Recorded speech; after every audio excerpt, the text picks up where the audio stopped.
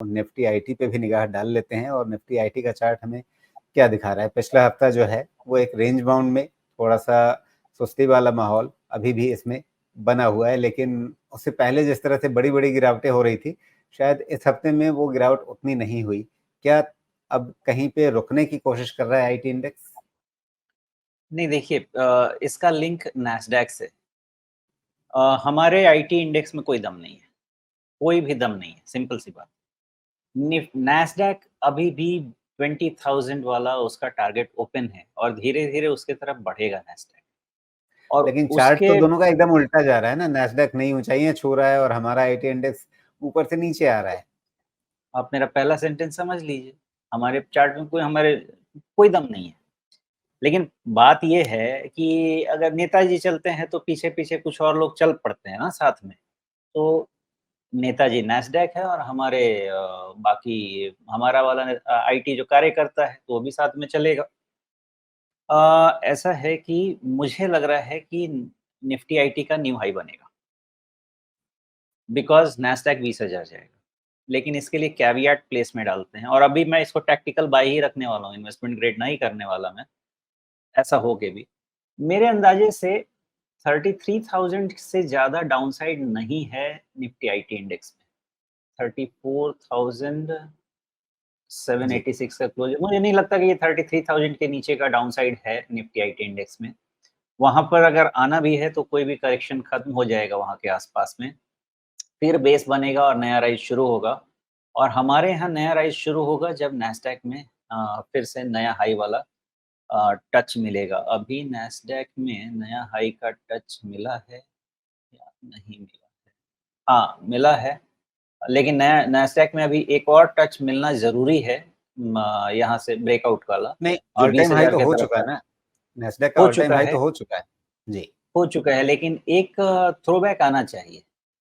उसके बाद फिर से जो राइज़ आएगा उसमें हमारा आईटी इंडेक्स पार्टिसिपेट करना चाहिए।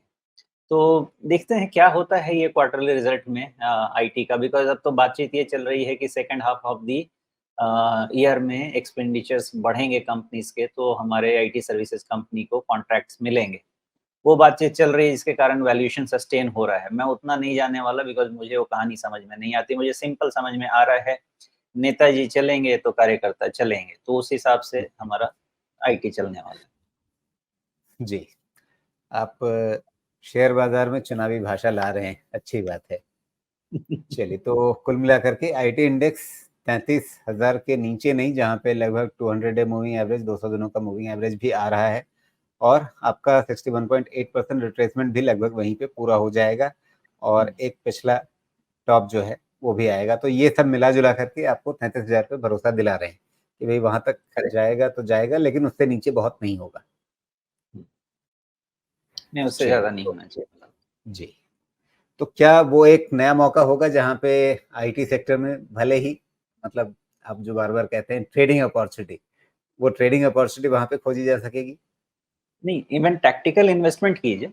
अब जैसे जी। लार्ज कैप कंपनीज़ हैं जो कि रिलेटिवली आप समझिए कि अगर कोई 35-40 के प्राइस अर्निंग पे चल रहा है, उसमें आपको कोई 25-30 वाला मिल जाता है, तो आपका जी। सेफ्टी नेट बढ़ जाता है, अच्छा कंपनी। तो तो वैसे वाले वो जो टैक्टिकल इन्वेस्टमेंट होगा, क्या उसके लिए सबसे बढ़िया समय जो है, वो अगला हफ्ता होगा जब आपके पास नतीजों से ठीक पहले का एक मौका होगा और नतीजे आने के बाद मतलब पता नहीं फिर नीचे की बहुत आप कह रहे हैं कि गुंजाइश नहीं है, 33,000 से बहुत नीचे जाएगा नहीं।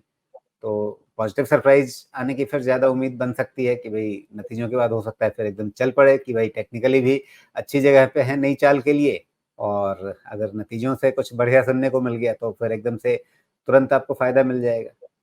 हुँ, तो देखिए इसमें है ना क्या है कि स्टॉक स्पेसिफिक जानना पड़ेगा। मैं कुछ स्टॉक्स को निकाल के देख रहा था, तो एक समझने के लिए कि क्या इंडेक्स के साथ ही सारे बॉटम आउट होंगे। कुछ पहले भी बॉटम आउट होते हुए दिख रहे हैं, उसमें हो सकता है राइज़ ना मिले, लेकिन बॉटम आउट होते हुए कुछ पहले दिख रहे हैं। तो आगे-पीछे हो जाएँगे बॉटम आउट, तो स्टॉक पिकिंग ही करनी पड़ेगी, क्योंकि ज़्यादा से ज़्यादा मुझे लग रहा है जो अभी बॉटम नहीं भी हुआ, उसमें 5% से ज़्यादा डाउनसाइड लग नहीं रहा है। मैं लार्ज कैप की बात कर रहा हूँ, बिकॉज़ मिड कैप में तो बहुत ज़्यादा फ्रॉथ है इसमें भी, मिड कैप में आईटीज़ में। तो लार्ज कैप में 5% से ज़्यादा डाउनसाइड फिलहाल नहीं लग रहा है और उसमें भी कुछ एक में तो 1-2% में भी काम हो जाना चाहिए, ऐसा लग रहा है अंदाज़ा। जी। अब दिक्कत ये है कि आपने खुद अपनी ओर से शेयरों पे सलाह या अपनी ओर से कोई रिकमेंडेशन नहीं देने की एक सीमा बाँध रखी है, तो उस सीमा का तो सम्मान करना ही पड़ेगा।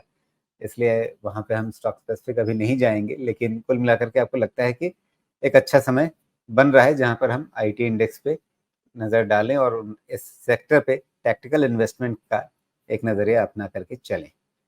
अब एक्चुअली राजीव जी इसके पीछे ना कारण एक बहुत बड़ा कारण है देखिए, एक तो सेबी का रिस्ट्रिक्शन है इसमें कोई डाउट नहीं है।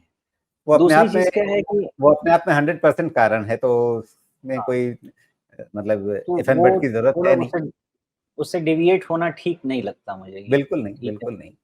जी। नहीं, लेकिन दर्शकों को भी पता रहता है ना कि हाँ भई, अच्छा, सोमेश जी ज़िक्र कर दे रहे हैं लेकिन उसके आगे बात नहीं कर रहे हैं, क्यों ऐसा हो रहा है?